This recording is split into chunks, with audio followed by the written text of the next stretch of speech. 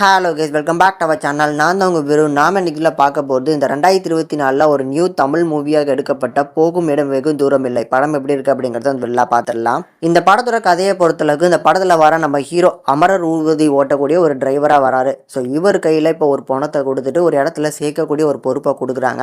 போகிற வழியில் நம்ம கருணாஸ் வந்து உள்ளே ஜாயின் ஆகுறாரு. அவர் வந்து ஒரு கூத்து கலைஞன். ஆரம்பத்தில் லிஃப்ட் ஏண்டா கொடுத்தோம் அப்படிங்கிற மாதிரி நினைக்கிற நம்ம கருணாஸ் போக போக ஒரு நல்ல பாண்டிங் உண்டாகுது. ஒரு கட்டத்தில் இவங்க 2 பேரும் வண்டியில் இருந்த அந்த பாடியை மிஸ் பண்ணிடுறாங்க. இதுக்கப்புறம் அந்த தொலைச்ச பாடியை கண்டுபிடிச்சாங்களா இல்லையாங்கிறது தான் அந்த படத்தோட மீதி கதை.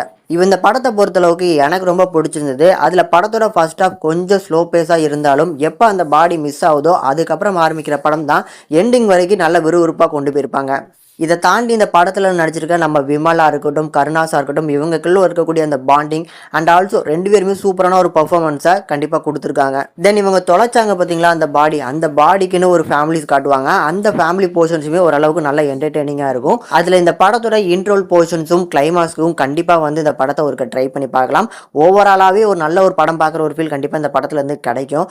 பேக்ரவுண்ட் சவுண்ட்ஸு, பிஜிஎம்ஸு எல்லாமே தேவையான அளவுக்கு இந்த படத்துக்கு சப்போர்ட் பண்ணியிருக்கு. ஒரு ஒன் டைம் கண்டிப்பாக ட்ரை பண்ணி அப்படின்னா ஒரு நல்ல படம் பார்த்த ஒரு ஃபீல் கண்டிப்பாக இந்த படத்துல இருந்து கிடைக்கும். இந்த படத்துக்கு நம்ம சேனல் ரேட்டிங் என்ன அப்படின்னு பார்க்கும்போது 5க்கு 3 வரைக்கும் ரேஷியோ கொடுத்துருக்கும். கண்டிப்பாக பார்த்து என்ஜாய் பண்ணுவீங்க. ஒருக்க ட்ரை பண்ணி பாருங்க.